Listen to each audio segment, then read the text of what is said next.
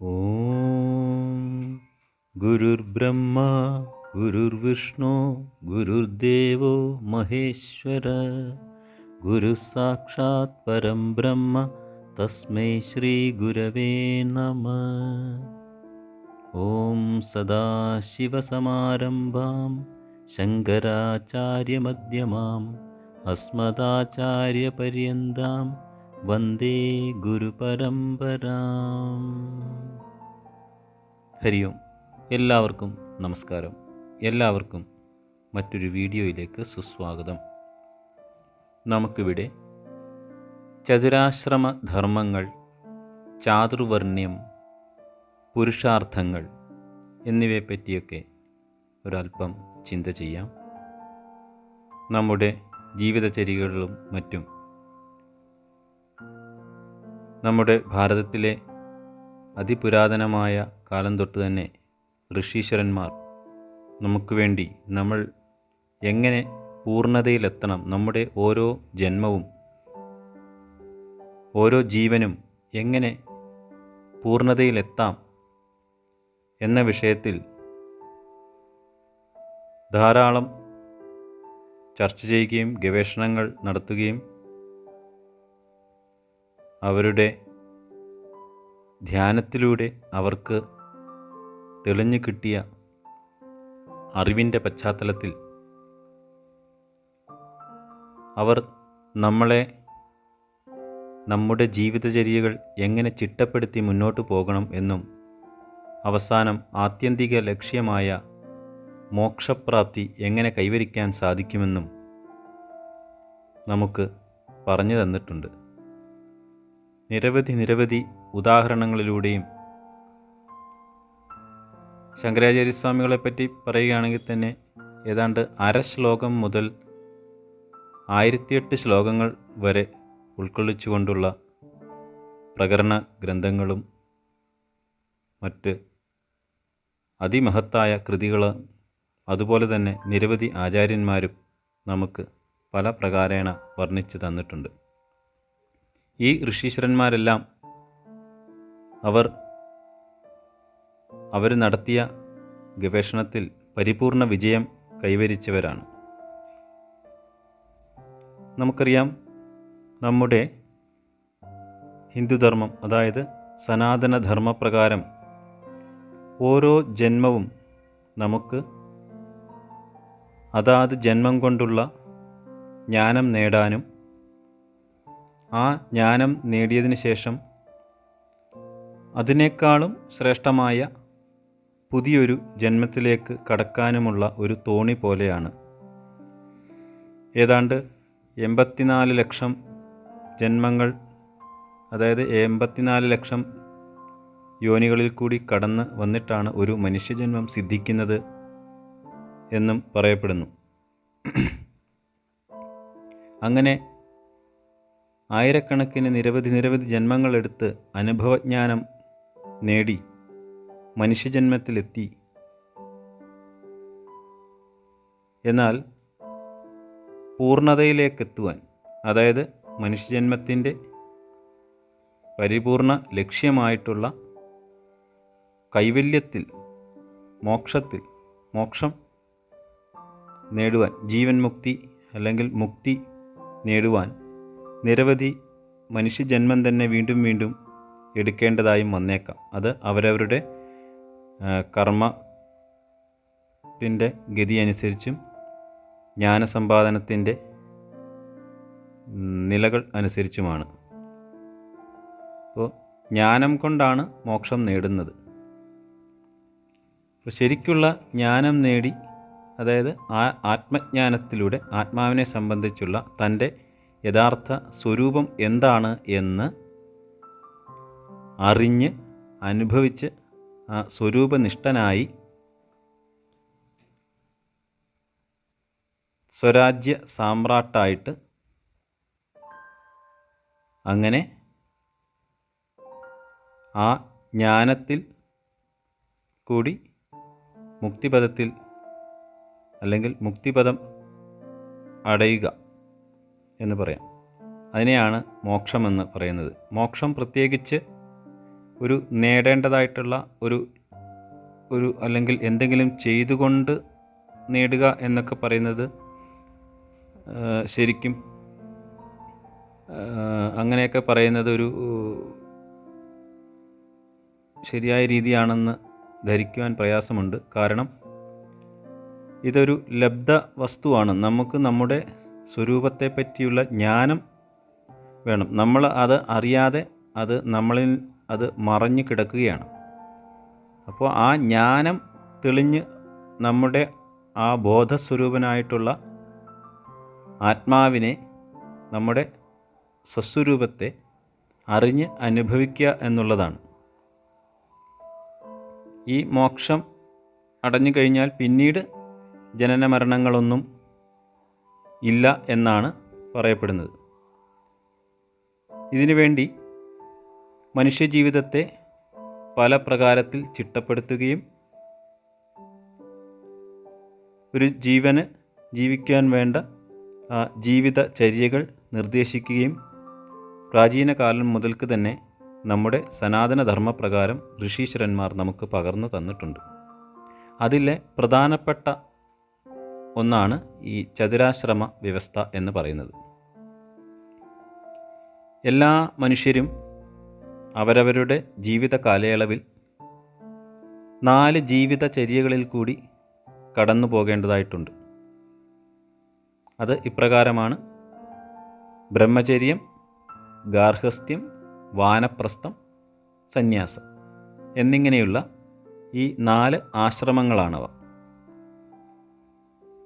നമ്മുടെ മഹത്തായ സനാതനധർമ്മത്തിൻ്റെ അടിസ്ഥാന ഘടനയെക്കുറിച്ച് നമ്മൾ മനസ്സിലാക്കുമ്പോൾ ചതുരാശ്രമങ്ങളിലുള്ള ഓരോ ആശ്രമങ്ങളിലും പാലിക്കേണ്ടതായിട്ടുള്ള ധർമ്മ വ്യവസ്ഥകൾ, 4 വിധങ്ങളായിട്ടുള്ള പുരുഷാർത്ഥങ്ങൾ, 4 വർണ്ണങ്ങൾ എന്നിവയെക്കുറിച്ച് വിശദമായി മനസ്സിലാക്കേണ്ടതുണ്ട്. ധർമ്മം, അർത്ഥം, കാമം, മോക്ഷം എന്നിവയാണ് ചതുർവിധ പുരുഷാർത്ഥങ്ങളെന്ന് അറിയപ്പെടുന്നത്. ഒരു ജീവിത കാലയളവിൽ മനുഷ്യൻ കടന്നു പോകേണ്ടതായിട്ടുള്ള 4 ചര്യകളാണ് ചതുരാശ്രമങ്ങൾ എന്ന് പറഞ്ഞല്ലോ. അപ്പോൾ ഓരോ ആശ്രമത്തിലും മനുഷ്യൻ കൈവരിക്കേണ്ടതായിട്ടുള്ള ആശ്രമ ധർമ്മങ്ങളാണ് അല്ലെങ്കിൽ ലക്ഷ്യങ്ങളാണ് പുരുഷാർത്ഥങ്ങൾ എന്ന് പറയപ്പെടുന്നത്. ഇതിൽ ചതുർവിധ പുരുഷാർത്ഥങ്ങളും കഴിഞ്ഞ് പരമപുരുഷാർത്ഥമായിട്ടുള്ളത് മോക്ഷം എന്ന് പറയപ്പെടുന്നു. മോക്ഷം നേടുവാനായിട്ട് വർണ്ണാശ്രമ ധർമ്മങ്ങളിലൂടെ മനുഷ്യജീവിതത്തെ ക്രമീകരിച്ചിരിക്കുന്ന അല്ലെങ്കിൽ അങ്ങനെയൊരു ചിട്ടപ്പെടുത്തി അങ്ങനെയൊരു വ്യവസ്ഥ ചെയ്തിരിക്കുന്നത്, അങ്ങനത്തെ ഒരു വ്യവസ്ഥയെപ്പറ്റി നമ്മളെ ബോധവാന്മാരാക്കുന്ന രീതിയിൽ നമുക്ക് പറഞ്ഞു തന്നിരിക്കുന്നതാണ് ഋഷിമാർ, പ്രാചീന ഭാരതത്തിലുള്ള ഋഷീശ്വരന്മാർ.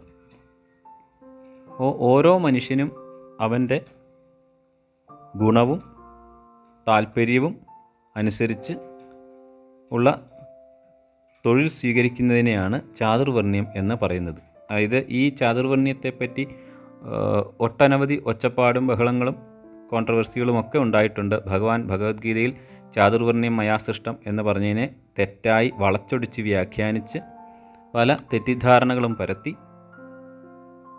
അത് മഹാവികലമാക്കിയ ഒരു സംഭവമായിട്ട് ഒട്ടുമിക്കവാറും പേരും കേട്ടിട്ടുണ്ടാവാം. യഥാർത്ഥത്തിൽ ഇത് ജാതിയുടെ അടിസ്ഥാനത്തിലല്ല, ഏതെങ്കിലും ഒരു ജാതിയെപ്പറ്റിയല്ല, മറിച്ച് തൊഴിലിൻ്റെ അടിസ്ഥാനത്തിലാണ് ഈ വർണ്ണവ്യവസ്ഥയെ 4ആയിട്ട് വിഭജിച്ചിരിക്കുന്നത്. പ്രത്യേകമായി തന്നെ പറഞ്ഞുകൊള്ളട്ടെ, ജന്മം കൊണ്ടല്ല ഈ വർണ്ണവ്യവസ്ഥിതി പ്രകാരം ജാതി സൃഷ്ടിക്കപ്പെട്ടത്. തൊഴിൽ ചെയ്യുവാനുള്ള ഒരുവൻ്റെ വാസനയെ മാത്രം അടിസ്ഥാനപ്പെടുത്തി ഒരു ജാതിയിൽ നിന്നുകൊണ്ട് നമ്മൾ മറ്റൊരു ജാതിയെ നോക്കുമ്പോഴാണ് ഉയർച്ചയും താഴ്ചയും ഒക്കെ നമുക്ക് തോന്നപ്പെടുന്നത്. പ്രപഞ്ചദൃഷ്ടിയിലൂടെ ജാതിയെ നോക്കുമ്പോൾ എല്ലാ ജാതിയും ലോക നന്മയ്ക്ക് വേണ്ടി സൃഷ്ടിക്കപ്പെട്ടിട്ടുള്ളതാണ് അല്ലെങ്കിൽ വ്യവസ്ഥ ചെയ്തിട്ടുള്ളതാണ് എന്ന് നമുക്ക് മനസ്സിലാക്കാൻ സാധിക്കുന്നതാണ്. അതിന് ഓരോരുത്തരുടെയും വാസനയും ഗുണഘടനയും മാനദണ്ഡമാക്കിയിരിക്കുന്നുവെന്ന് മാത്രം. ഈ ചാതുർവർണ്ണ്യത്തിൽ 4 വർണ്ണങ്ങളുണ്ടല്ലോ: ബ്രാഹ്മണൻ, ക്ഷത്രിയൻ, വൈശ്യൻ, ശൂദ്രൻ. അതിൽ തന്നെ ഭഗവത്ഗീതയൊക്കെ റെഫർ ചെയ്യാമെങ്കിൽ നമുക്ക് മനസ്സിലാക്കാവുന്നതാണ് ഭഗവാൻ അവിടെ എന്താണ് പറഞ്ഞിരിക്കുന്നതെന്നും നമ്മൾ എന്താണ് അതിൽ നിന്ന് മനസ്സിലാക്കേണ്ടതെന്നും. നമ്മുടെ തൊഴിൽ അനുസരിച്ച് ബ്രഹ്മചര്യം ആദ്യമായിട്ട് നമ്മുടെ സനാതനധർമ്മപ്രകാരം ഒരു മനുഷ്യൻ ജനിച്ചാൽ അവന് ഷോഡശ സംസ്കാരങ്ങളുണ്ട്. അപ്പോൾ ആ സംസ്കാരത്തിൽ തന്നെ ആദ്യം വരുന്നതാണ് ബ്രഹ്മചര്യം എന്ന് പറയുന്നത്. ഈ ബ്രഹ്മചര്യ എന്ന് പറയുന്നത് ബാല്യകാലത്തിൽ തന്നെ ഗുരുവിൻ്റെ സമീപത്തേക്ക് ചെന്ന് ഗുരുവിൽ നിന്നും വിദ്യാഭ്യാസം പൂർണ്ണമായി നേടിക്കഴിഞ്ഞാൽ ഗുരുവിൻ്റെ ഉപദേശപ്രകാരം ആണ് മറ്റ് ആശ്രമങ്ങളിലേക്ക് കടക്കുന്നത്. ബ്രഹ്മചര്യം കഴിഞ്ഞ് അവരവരുടെ വാസനകൾ അനുസരിച്ച് എന്താണോ പ്രാരബ്ധം കൊണ്ടുചെന്നെത്തിക്കുന്നത് ആ ജീവന് അല്ലെങ്കിൽ ആ ബ്രഹ്മചാരിയായിട്ടുള്ള ഒരുവന് അടുത്തത് ഗൃഹസ്ഥാശ്രമത്തിലേക്ക് കടക്കുവാനായിട്ട് ഗുരു ഉപദേശിക്കുകയും അങ്ങനെ തുടർന്ന് സ്വഗൃഹത്തിൽ വന്ന് ഒരു വിവാഹമൊക്കെ ചെയ്ത് ഗൃഹസ്ഥാശ്രമത്തിലെ ധർമ്മങ്ങളൊക്കെ പാലിച്ച് ജീവിതം മുന്നോട്ട് നയിക്കുകയും അത് കഴിഞ്ഞ് ജീവിതത്തിൽ വിരക്തി ഉണ്ടാകുമ്പോൾ അല്ലെങ്കിൽ തൻ്റെ മൂത്ത പുത്രന് ഒരു പുത്രനുണ്ടായിക്കഴിയുമ്പോൾ, അങ്ങനെയാണ് പണ്ട് പറയപ്പെടുന്നത്, ഗൃഹസ്ഥാശ്രമം വിട്ട് വാനപ്രസ്ഥത്തിലേക്ക് കടക്കുകയും വാനപ്രസ്ഥത്തിലെ ധർമ്മങ്ങളുമൊക്കെ പാലിച്ച് പരിപക്വത വന്ന് ആ ജീവന് നല്ലപോലെ പരിപക്വത വന്ന് സർവ്വതിനെയും ത്യജിച്ച് തൻ്റെ ജീവിത ലക്ഷ്യമായിട്ടുള്ള മോക്ഷം അടയുന്നതിന് വേണ്ടി അടുത്ത ആശ്രമമായ സന്യാസത്തിലേക്ക് കടക്കുകയും ചെയ്യുകയാണ്. ഇതിൽ നിന്ന് ഏത് ആശ്രമത്തിൽ നിന്നും ഡയറക്റ്റായിട്ട് സന്യാസത്തിലേക്ക് പ്രവേശിക്കാവുന്നതാണ്. അത് ആ ജീവൻ്റെ ആ പക്വത അനുസരിച്ച് ഇരിക്കും എന്ന് മാത്രം. ഇപ്പോൾ ബ്രഹ്മചാര്യത്തിന് ശേഷം ഗൃഹസ്ഥാശ്രമത്തിലൊന്നും താല്പര്യമില്ല, നേരിട്ട് ഡയറക്റ്റായിട്ട് മോക്ഷത്തിലേക്ക് ഉള്ള പ്രയാണം ആണെങ്കിൽ അത് ഡയറക്റ്റായിട്ട് സന്യാസത്തിലേക്ക് പ്രവേശിക്കാവുന്നതാണ്. അപ്പോൾ ഈ ബ്രഹ്മചര്യം, ഗാർഹസ്ഥ്യം, വാനപ്രസ്ഥം, സന്യാസം എന്നിവയാണല്ലോ ചതുരാശ്രമങ്ങളെന്ന് അറിയപ്പെടുന്നത്. ഈ ചതുരാശ്രമങ്ങളും ഈ ചാതുർവർണ്ണ്യം പുരുഷാർത്ഥങ്ങൾ ഇവ തമ്മിലുള്ള ബന്ധം എന്താണെന്ന് നോക്കാം. ബ്രാഹ്മണൻ, ക്ഷത്രിയൻ, വൈശ്യൻ, ശൂദ്രൻ എന്നിവയാണ് ചാതുർവർണ്ണങ്ങൾ എന്ന് പറഞ്ഞു. അർത്ഥം, ധർമ്മം, കാമം, മോക്ഷം എന്നിവയാണ് പുരുഷാർത്ഥങ്ങളും. ഈ പറഞ്ഞതൊക്കെ തന്നെ പരസ്പരം ബന്ധപ്പെട്ടിരിക്കുന്നത് എങ്ങനെയാണെന്ന് നോക്കിയാൽ, ഈ ബ്രഹ്മചര്യവും ഗാർഹസ്ഥ്യവും വാനപ്രസ്ഥവും എന്നീ 4 ആശ്രമങ്ങളിലൂടെ കടന്നിട്ടാണ് 4 വർണ്ണങ്ങളിൽപ്പെട്ടവരും പരമപുരുഷാർത്ഥമായ മോക്ഷം നേടാൻ യത്നിക്കേണ്ടത്. അത് മുമ്പ് പറഞ്ഞതുപോലെ ആ പക്വമായ ഒരു ജീവന് ബ്രഹ്മചര്യത്തിൽ നിന്നും ഏതാശ്രമത്തിൽ നിന്നും ഡയറക്റ്റായിട്ട് സന്യാസത്തിലേക്ക് കടക്കാവുന്നതാണ്. എന്നിരുന്നാലും പ്രായേണ ഇപ്രകാരമാണ് അതിൻ്റെ ചിട്ടപ്പെടുത്തിയിരിക്കുന്നത്.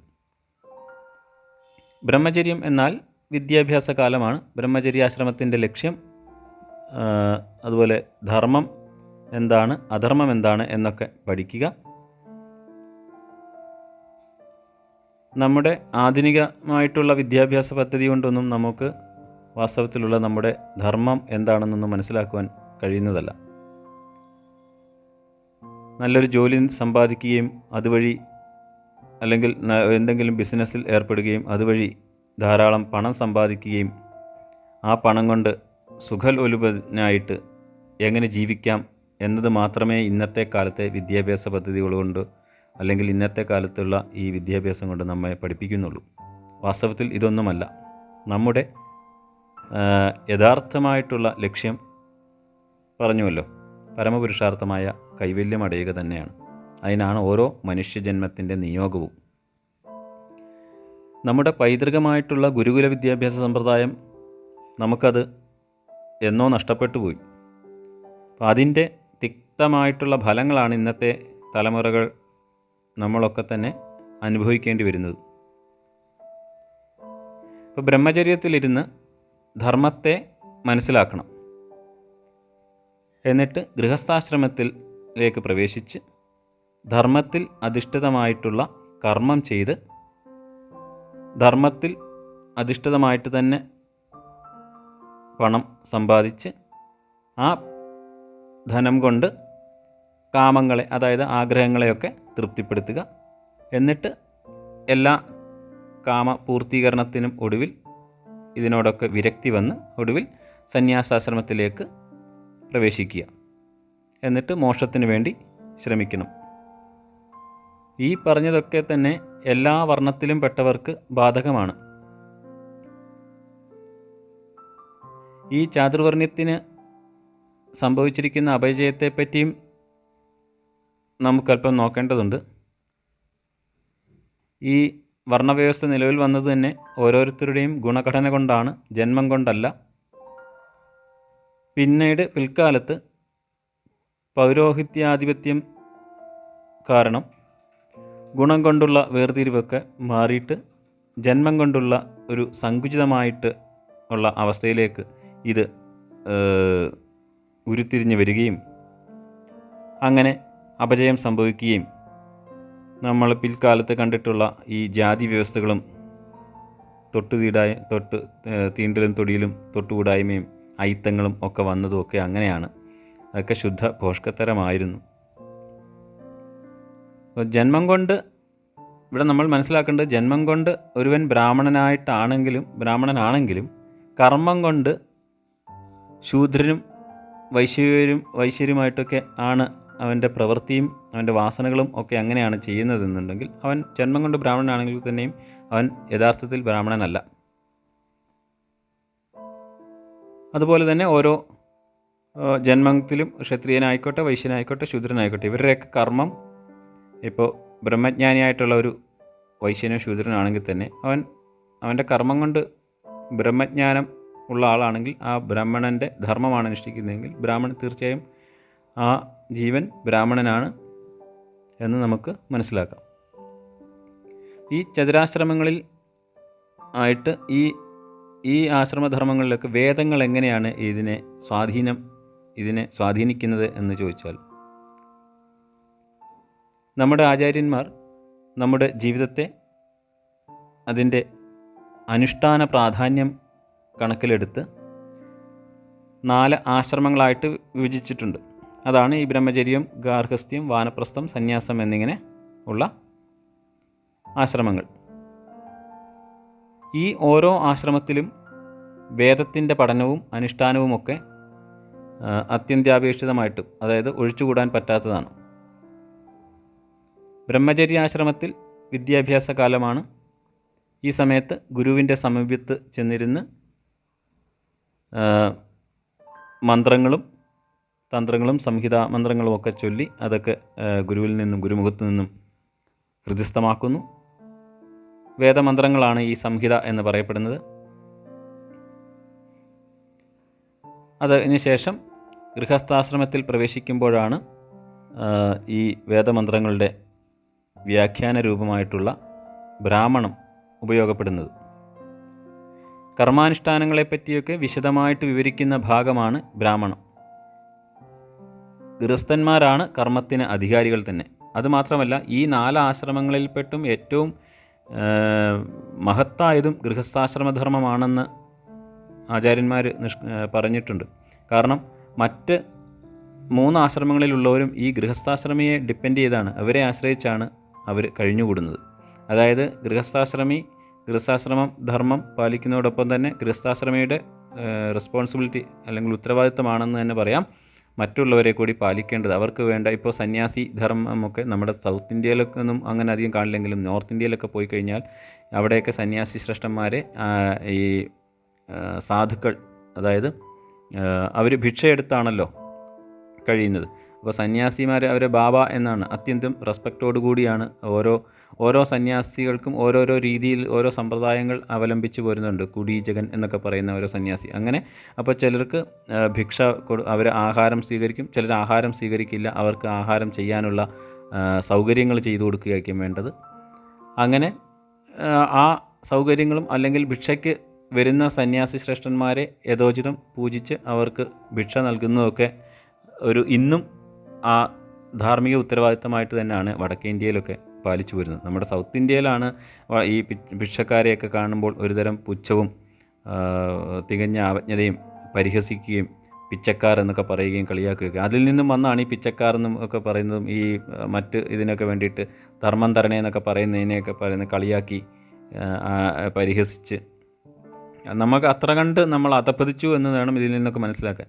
അതുകൊണ്ട് തന്നെയാണ് ഈ ദക്ഷിണേന്ത്യയിലൊന്നും സന്യാസി വര്യന്മാരെയൊന്നും നമ്മുടെ ഗൃഹത്തിലൊക്കെ ഒന്നും ഭിക്ഷയ്ക്ക് വേണ്ടിയിട്ട് കാണാൻ പോലും കിട്ടാത്തത്. മറ്റേത് ഉത്തരേന്ത്യയിലൊക്കെ ആണെങ്കിൽ മഹത്തായിട്ടുള്ള മഹാപുരുഷന്മാരായിട്ടുള്ള മാഹാത്മ്യം ഉള്ള ആ തപസ്സിൻ്റെ ഒക്കെ വീര്യം പേറുന്ന അവരെയൊക്കെ ഒന്ന് ദർശിക്കുന്ന കൊണ്ട് തന്നെ, ആ മഹാപുരുഷന്മാരെയൊക്കെ ദർശിക്കുന്ന മാത്രയിൽ തന്നെ നമ്മളിലുള്ള പാപങ്ങളും അജ്ഞതയും ഒക്കെ തന്നെ നശിച്ചു പോകുന്നതാണ്. അത്രയ്ക്ക്, അതായത് ശരിക്കും പറഞ്ഞാൽ ആ സഞ്ചരിക്കുന്ന ഭഗവാനാണ്, അല്ലെങ്കിൽ സഞ്ചരിക്കുന്ന ക്ഷേത്രങ്ങളാണ്, അല്ലെങ്കിൽ അമ്പലങ്ങളാണ് ഓരോ സന്യാസി ശ്രേഷ്ഠന്മാരും, ഓരോ സാധുക്കളും മഹാപുരുഷന്മാരും. അപ്പോൾ അങ്ങനെയുള്ളവരുടെയൊക്കെ അവരൊക്കെ ഒരു ഭിക്ഷയ്ക്ക് വേണ്ടി അവരവരുടെ നമ്മുടെയൊക്കെ ഗൃഹത്തിലേക്ക് വരുന്നത് തന്നെ എത്രയോ പുണ്യകർമ്മങ്ങളുടെ ഫലമായിട്ടായിരിക്കാം. ഇനി ഗൃഹസ്ഥാശ്രമം കഴിയുമ്പോൾ തൻ്റെ ചുമതലകളെയൊക്കെ മക്കളെ ഏൽപ്പിച്ച് തപശ്ചര്യകൾക്കുള്ള തുടക്കമായി. അതിനായിട്ട് വാനപ്രസ്ഥാശ്രമം സ്വീകരിക്കുക, അങ്ങനെയാണ് ശാസ്ത്രം പറയുന്നത്. വിവിധ തലങ്ങളിലുള്ള ഉപാസനകൾ ആണ് ഈ വാനപ്രസ്ഥത്തിലുള്ളത്.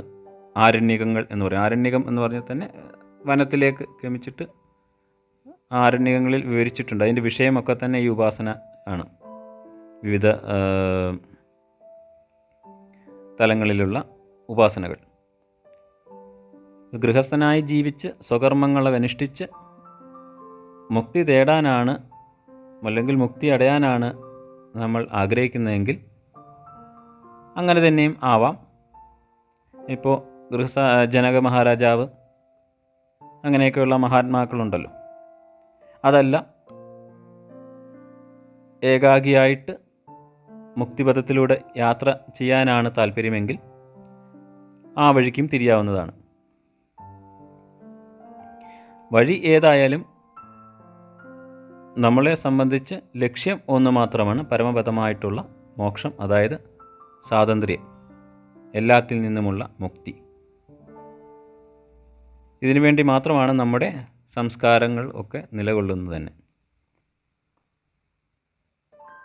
നമ്മുടെ ആചാരാനുഷ്ഠാനങ്ങളൊക്കെ അവ എത്ര തന്നെ നിസാരം ആണെങ്കിലും ഓരോന്നും രൂപപ്പെടുത്തിയിട്ടുള്ളത് ഈ ലക്ഷ്യം മുൻനിർത്തിയാണ്. അവസാനമായിട്ടുള്ള ആശ്രമമാണ് വാനപ്രസ്ഥവും കഴിഞ്ഞ് അതായത് ഗൃഹസ്ഥാശ്രമവും വാനപ്രസ്ഥാശ്രമവും. വാനപ്രസ്ഥത്തിലെ ആ സാധനാപരമായിട്ടുള്ള ജീവിതം കൊണ്ട് ചിത്തശുദ്ധി കൈവന്ന് ഉപാസന കൊണ്ട് മന്ത്രധ്യാന ശ്രവണ മനന നിധിധ്യാസനാദികളൊക്കെ ചെയ്ത് ചിത്തശുദ്ധി കൈവരിച്ച് അങ്ങനെ ചിത്തശുദ്ധി നേടിയിട്ടുള്ളവർക്കാണ് സർവ്വത്തിനെയും സർവ്വത്തിനെയും ഉപേക്ഷിച്ചുകൊണ്ട് സന്യാസാശ്രമം, അങ്ങനെയുള്ളവർക്ക് വേണ്ടിയിട്ടുള്ളതാണ് ഈ സന്യാസാശ്രമം. ഇവിടെ ഈ സന്യാസ ആശ്രമത്തിലാണ് ജ്ഞാനപ്രതിപാദകങ്ങളായിട്ടുള്ള ഉപനിഷത്തുകൾ മറ്റും സഹായകമായി തീരുന്നത്. ലൗകിക വിഷയങ്ങളെല്ലാം തന്നെ വിരക്തി കൈവന്ന് എന്താണ് തൻ്റെ ജീവിത ലക്ഷ്യം, അല്ലെങ്കിൽ തൻ്റെ യഥാർത്ഥ സ്വരൂപം എന്താണ്, താൻ ആരാണ് എന്ന ആ തൻ്റെ യഥാർത്ഥ സ്വരൂപത്തെക്കുറിച്ച്, അല്ലെങ്കിൽ ആ പരമമായ സത്യത്തെ അന്വേഷിച്ച് ആത്മീയ പാതയിൽ കൂടി, അല്ലെങ്കിൽ ആത്മീയതയിൽ മാത്രം മുഴുകി ജീവിക്കുന്ന, അങ്ങനെ കഴിഞ്ഞുകൂടുന്ന ഒരു കാലമാണ് ഈ സന്യാസാശ്രമം എന്ന് പറയുന്നത്. ഇങ്ങനെ ഈ സന്യാസാശ്രമത്തിൽ കൂടി ഇങ്ങനെയുള്ള ഈ മനുഷ്യജീവിതം, ഈ ചെന്ന് അവസാനിക്കുന്നത് ഉപനിഷത്തിലെ തത്വമായിട്ടുള്ള ബ്രഹ്മസാക്ഷാത്കാരത്തിലാണ്. അതാണ് വേദാന്തം എന്ന് പറയപ്പെടുന്നത്. വേദങ്ങളുടെയൊക്കെ അന്തം, അതായത് വേദങ്ങളുടെയൊക്കെ അവസാനം, അറിവിൻ്റെ അവസാനം. അതിനപ്പുറം അറിയേണ്ടതായിട്ട് യാതൊന്നും തന്നെ ഇല്ല. അതായത് യാതൊന്ന് അറിഞ്ഞാലാണോ ഇനി മറ്റൊന്നും തന്നെ അറിയേണ്ടതായിട്ടില്ലാത്തത്, അങ്ങനെയുള്ള ആ അറിവ് സമ്പാദിക്കുകയാണ് ഇതിൻ്റെയൊക്കെ ലക്ഷ്യം. അപ്പോൾ ഇതിൽ കൂടി നമ്മൾ ആ അറിവ് എന്ന് പറയുന്നത് എന്താണ്? തൻ്റെ സ്വരൂപജ്ഞാനം തന്നെയാണ്. അപ്പോൾ ഇത് സന്യാസ ആശ്രമത്തിന് തന്നെ ദശനാമ സമ്പ്രദായം ഒക്കെ ശങ്കരാചാര്യസ്വാമികൾ ഇതിനെയെല്ലാം ക്രോഡീകരിച്ച് ആ വേണ്ട വിധത്തിൽ അതിനെ ചിട്ടപ്പെടുത്തി തന്നിട്ടുണ്ട്. 4 മഠങ്ങൾ അവിടുന്ന് സ്ഥാപിച്ചു, 4 ദിക്കുകളിലായിട്ട്. അപ്പോൾ 4 മഠങ്ങൾക്കും 4 മഹാവാക്യങ്ങൾ ഉപദേശവും ആയിട്ടും കൊടുത്തു. മഠാചാര്യന്മാരുടെ കീഴിലാണ് ഈ സന്യാസ പരമ്പരകളൊക്കെ വരുന്നത്. അപ്പോൾ അങ്ങനെ ആ സന്യാസത്തിൽ കൂടി ആ സ്വാനുഭവ സമ്പന്നനായിട്ടുള്ള ഗുരുവിനെ കണ്ടെത്തി ആ ഗുരുവിൻ്റെ ഉപദേശപ്രകാരം ഗുരുവിൽ നിന്നും തത്വോപദേശം ശ്രവിച്ച് ആ ശ്രവിക്കുന്നതിനെ മനനം ചെയ്തും നിരന്തരമായിട്ട് ധ്യാനിച്ചും നിധിധ്യാസനം ചെയ്തും അതിനെ അങ്ങനെ ആ സ്വരൂപത്തിലേക്ക്, അതായത് പക്വമായ ഒരു ഗുരുവും പക്വമായ ഒരു ശിഷ്യനും എന്ന് പറയുന്നാൽ ഈ അരണി, പൂർവാരണി ഉത്തരാരണി എന്ന് പറയും. അതായത് 2 അരണി കടഞ്ഞാണല്ലോ അഗ്നി ഉണ്ടാകുന്നത്, അതുപോലെയാണ്. അപ്പോൾ അങ്ങനെ ഉള്ളവരുടെ തമ്മിലുള്ള ആ ഗുരു ശിഷ്യ ഇതിൽ പിന്നീട് ആ ശിഷ്യനെ കൂടി ഇതിൽ ശിഷ്യൻ കൂടി സ്വരൂപജ്ഞാനം ആയിക്കഴിയുമ്പോൾ ആ ഗുരുവും ശിഷ്യനും തമ്മിലുള്ള ദ്വൈത ഭാവം തന്നെ പോവുകയാണ്. അത് കഴിഞ്ഞ് പിന്നെ അവിടെ ദ്വൈതമൊന്നുമില്ല, എല്ലാം അദ്വൈതമാണ്, രണ്ടില്ലാത്തത്. അങ്ങനെ ആ തൻ്റെ യഥാർത്ഥമായിട്ടുള്ള സ്വരൂപം എന്താണ്, ഞാൻ ആരാണ്, എന്താണ് എൻ്റെ സ്വരൂപം എന്നുള്ളതിനെ അറിയുക. ആ അറിഞ്ഞ് അതിൽ തൻ്റെ യഥാർത്ഥ സ്വരൂപസ്ഥിതിയിൽ ഇരിക്കുന്നതിനെയാണ് മോക്ഷം അല്ലെങ്കിൽ മുക്തി എന്ന് പറയപ്പെടുന്നത്. സർവത്തിൽ നിന്നുമുള്ള സ്വാതന്ത്ര്യവും, അതായത് ഭക്തന്മാരെ സംബന്ധിച്ച് ഭഗവാനെന്ന് പറയുന്നു, ജ്ഞാനികളെ സംബന്ധിച്ച് അവർ ബ്രഹ്മം എന്ന് പറയുന്നു, യോഗികൾ ജ്ഞാനികളുമൊക്കെ ആയിട്ടുള്ളവർ ആത്മാവെന്ന് പറയുന്നു, യോഗികൾ ബ്രഹ്മമെന്ന് പറയുന്നു. ഭഗവാനെന്ന് പറഞ്ഞാലും ബ്രഹ്മമെന്ന് പറഞ്ഞാലും ആത്മാവെന്ന് പരമാത്മാവെന്ന് പറഞ്ഞാലും എല്ലാം ചെന്നെത്തുന്നത് ഒരേ ഒരു സംഗതിയാണ്, ഒരേ ഒരു സത്യത്തിലേക്കാണ്. ആ പരമമായ സത്യമാണ്. ആ സത്യത്തെ അറിഞ്ഞ് അതിനെ ആ സ്വരൂപസ്ഥിതിയിൽ സഹജമായിട്ട് നിരന്തരം അതിൽ നിന്നും പിന്നീട്, അതായത് ഇപ്പോൾ സൂര്യൻ ഉദയം മാത്രമേ ഉള്ളൂ, പിന്നെ അസ്തമനം ഇല്ല. അപ്പോൾ ഒരിക്കൽ ഈ ജ്ഞാനസൂര്യൻ ഉദിച്ചു കഴിഞ്ഞാൽ പിന്നെ അസ്തമനം ഇല്ല. അങ്ങനെ ഈ ജ്ഞാനം സമ്പാദിച്ച് ആ സച്ചിദാനന്ദ സ്വരൂപനായിട്ടുള്ള ആ ഭഗവാനിൽ തന്നെ ലയിച്ച് അതുമായി ആ പരമാത്മാവുമായി ലയിച്ച് ഒന്നായി തീർന്ന് തുടർന്ന് ഇനി യാതൊരുവിധ ക്ലേശങ്ങളായിട്ടുള്ള ഈ ജനന മരണങ്ങളും കഷ്ടപ്പാടും ദുരിതങ്ങളും ദുഃഖങ്ങളും ഒന്നും തന്നെ ഇല്ലാതെ ആ ആനന്ദ നിർവൃതിയിൽ അങ്ങനെ ഇരിക്കുന്ന ഇതാണ് സ്ഥിരമായിട്ടുള്ള, ഇതാണ് സ്ഥിതപ്രജ്ഞനായിട്ടുള്ള ആ ഒരു എന്താ പറയുക, ഈ അവസ്ഥ എന്നൊക്കെ പറയാമോ എന്ന് ചോദിച്ചാൽ ഈ 4 അവസ്ഥകളുണ്ടല്ലോ, അവസ്ഥയല്ല 3 അവസ്ഥകൾ, അതായത് ഈ ജാഗ്രത സ്വപ്ന സുഷുപ്തി, ആ 3 അവസ്ഥകളും കഴിഞ്ഞ് അതിൻ്റെ മേളിൽ അതിൻ്റെ 4ാമത്തേത് എന്ന അതൊരു അവസ്ഥയല്ല, തുരീയം എന്ന് പറയും 4ാമത്തേത് എന്നുള്ളത്. ആ ഇതിൽ തുരീയ സ്ഥിതിയിൽ പരിപൂർണ ആനന്ദത്തോടുകൂടി ആ പരമമായ സത്യത്തിൽ പരമാത്മാവിൽ വിലയം പ്രാപിക്കുന്നതിനെയാണ് മുക്തി എന്ന് പറയപ്പെടുന്നത്. അപ്പോൾ ഇത് ഈ ഒരു ജനനം മുതൽ ഈ മുക്തി അടയുന്നത് വരെ, ഈ മുക്തി സമ്പാദിക്കുന്നത് വരെ, അല്ലെങ്കിൽ മുക്തി എന്താണെന്ന് അറിഞ്ഞ് അനുഭവിക്കുന്നത് വരെ ഉള്ള ആ ജീവിതചര്യകളെ ചിട്ടപ്പെടുത്തിയാണ് നമ്മുടെ സനാതനധർമ്മം നമുക്ക്, നമ്മുടെ പ്രാചീന ഭാരതത്തിലെ ഋഷീശ്വരന്മാർ നമുക്ക് വേണ്ടി അവരുടെ കരുണ കൊണ്ട്, അവരുടെ അത്യന്തം മഹത്തരമായിട്ടുള്ള ആ കാരുണ്യം കൊണ്ട് അവർ നമുക്ക് വേണ്ടി ഇങ്ങനെയൊക്കെ എല്ലാം ഈ ജീവിതചര്യകളും ആശ്രമധർമ്മങ്ങളും വർണ്ണവ്യവസ്ഥകളും പുരുഷാർത്ഥങ്ങളെപ്പറ്റിയും ഒക്കെ ഇതിനെപ്പറ്റിയൊക്കെ നമ്മൾക്ക് വിശദീകരിച്ച് ചിട്ടപ്പെടുത്തി തന്നിരിക്കുന്നത്. നമ്മുടെ പൈതൃകവും സംസ്കാരവും ഒക്കെ നമ്മുടെ ഈ ഭാരതത്തിലെ നമ്മുടെ സനാതനധർമ്മവും നമ്മുടെ സംസ്കാരവും ഒക്കെ എത്രത്തോളം മഹത്തരമാണെന്ന് നോക്കൂ. അതിൽ നമ്മൾ ഓരോ ഭാരതീയനും അഭിമാനിക്കുകയും അതിൽ പറഞ്ഞ പ്രകാരം നമ്മുടെ ജീവിതചര്യകളെ ചിട്ടപ്പെടുത്തുകയും മുന്നോട്ട് പോവുകയുമാണ് ചെയ്യാനുള്ളത്. ഭാരതം എന്ന് പറഞ്ഞാൽ തന്നെ അറിവിൽ രമിക്കുന്നത്, അറിവിൽ ഭാസിക്കുന്നത് എന്നൊക്കെയാണ് അർത്ഥം. അപ്പോൾ അങ്ങനെയുള്ള ഈ ഭാരതത്തിൽ നമുക്ക് ജന്മം കിട്ടിയത് തന്നെ നമ്മുടെ ഭാഗ്യവും ദൈവാനുഗ്രഹവും ഒക്കെയാണ് എന്ന് അറിഞ്ഞുകൊണ്ട് സർവ ഗുരു പരമ്പരകൾക്കും കൊണ്ട് ആ നമസ്കാരം അർപ്പിച്ചുകൊണ്ട് വന്ദേ ഗുരുപരമ്പര സർവ ഗുരുനാഥന്മാരുടെയും തൃപ്പാദങ്ങളിൽ നമസ്കരിച്ചുകൊണ്ട് എല്ലാ തെറ്റുകളും പൊറുക്കണമേ എന്ന് സജ്ജനങ്ങളോട് അപേക്ഷിച്ചുകൊണ്ട് നിർത്തുന്നു. കായേന വാചാ മനസേന്ദ്രിയർവാ ബുദ്ധ്യാത്മനാ വാ പ്രകൃതേ സ്വഭാവാൽ കരോമി യദ്യത് സകലം പരസ്മൈ നാരായണായേതി സമർപ്പയാമി. ഓം ഹരി ഓം തത്സൽ. ജയ് ഗുരു.